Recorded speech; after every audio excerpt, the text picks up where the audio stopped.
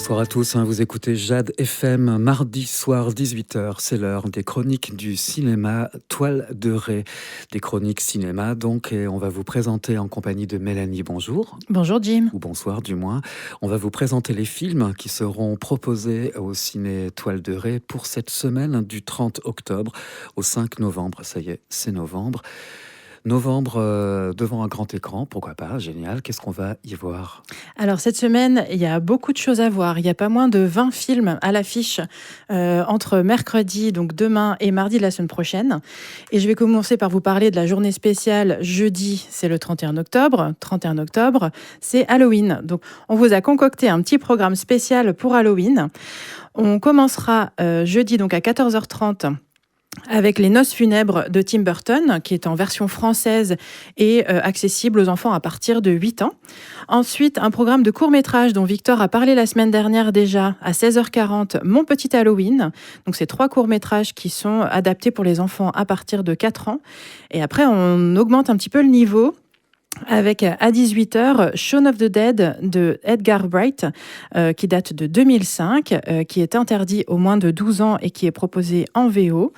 Ensuite, le film dont on entend pas mal parler en ce moment, Terrifier 3 de Damien Leone, à 20h30 en version française, qui lui est interdit aux moins de 18 ans.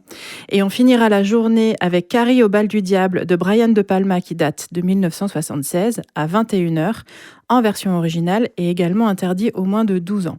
Alors attention, pour les films qui sont interdits aux moins de 12 et aux moins de 18 ans, on vous demandera une pièce d'identité ou au moins un justificatif d'âge, une carte de bus, voilà, pour les jeunes qui n'ont pas de carte d'identité, parce qu'on ne pourra pas vous laisser rentrer dans la salle, même si vous avez déjà acheté votre billet, par exemple, sur Internet. L'âge sera vérifié avant l'accès à la salle.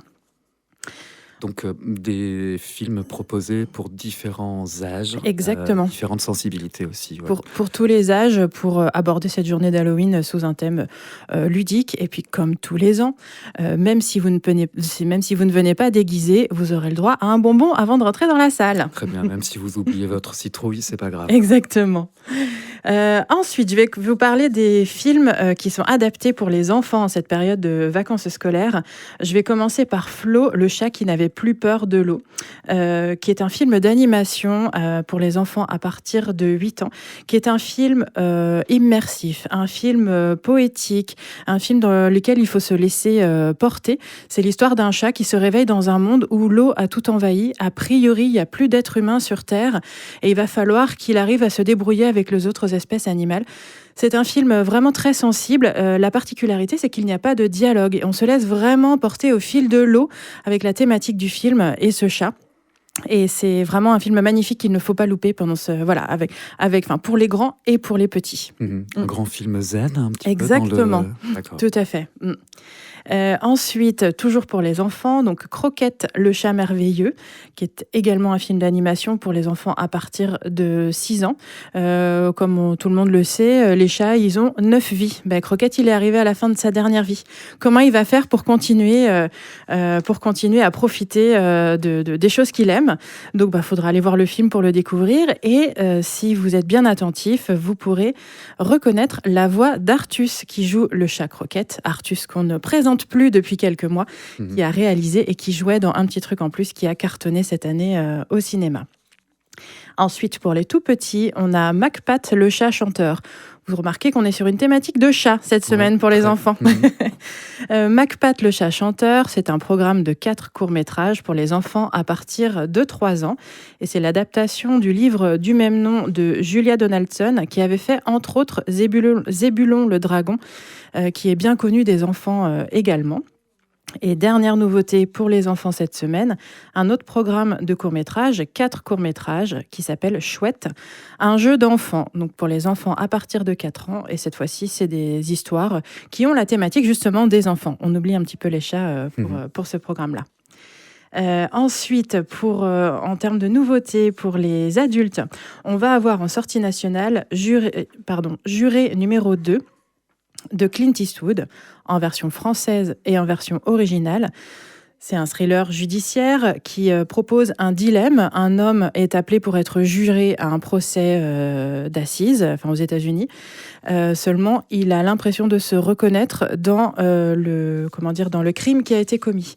Est-ce que l'homme qui est jugé est vraiment l'homme qui a commis le crime, ou est-ce que c'est cet homme-là qui est Le juré juré en question, oui. Exactement. C'est vraiment un film qui pose ce dilemme-là, qui l'interroge tout du long. Et c'est le nouveau, peut-être dernier film de Clint Eastwood. En tout cas, il l'annonçait comme son dernier film. Avec lui, on n'est jamais sûr que ce soit le dernier, mais en tout cas, il ne faut pas le louper. Juré numéro 2. Juré numéro 2, tout à fait. On a un autre film classé RSS cette semaine qui s'appelle Miséricorde d'Alain Guiraudy. Alain Guiraudy, il est surtout connu pour avoir fait L'Inconnu du lac en 2012 avec Pierre Deladonchamp. C'est un film mélancolique sur un homme qui revient sur les lieux de son adolescence et qui s'y retrouve peu à peu emprisonné, sans être mis en prison, mais qui reste dans ce lieu. C'est un film avec, entre autres, Catherine Fro et Jean-Baptiste Durand, qu'on connaît moins en tant qu'acteur, mais qui avait réalisé Chien de la casse l'année dernière, en 2023, avec Anthony Bajon et Raphaël Quenard. C'est le film qui avait vraiment révélé Raphaël Quenard au grand public. C'est un film magnifique d'Alain Guiraudy également qu'il ne faut pas louper. Et je vais terminer par 2 avant-premières pour cette semaine. Donc l'avant-première de Louise Violet d'Éric Bénard. Vendredi 1er novembre, c'est férié, profitez-en. On ne travaille pas, vous pouvez venir au cinéma, donc à 17h, avec Alexandra Lamy et Grégory Gadebois. Et ça se passe en 1889. C'est une femme institutrice qui est envoyée à la campagne pour instaurer l'école laïque obligatoire et gratuite.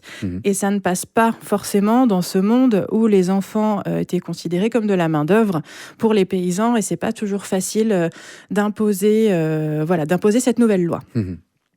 Et dernière avant-première, vous la connaissez bien, on arrive au début du mois, c'est donc le coup de cœur surprise, mardi 5 novembre à 20h30. Et comme à chaque fois depuis quelques numéros, il y aura un échange animé par des bénévoles du cinéma après le film, donc ne manquez pas ce rendez-vous.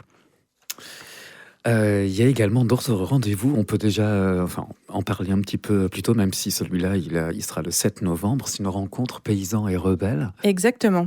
Paysans et Rebelles, un portrait de Bernard Lambert dont je vous avais parlé il y a une quinzaine de jours. Un film de Christian Rouault qui a 20 ans. Et donc ce sera le jeudi 7 novembre à 20h30 en présence de Christian Rouault. C'est une soirée qui est organisée en partenariat avec le cinématographe à Nantes, Scala, qui est le réseau des salles de cinéma associatif de Loire-Atlantique, et la Confédération paysanne de Loire-Atlantique également.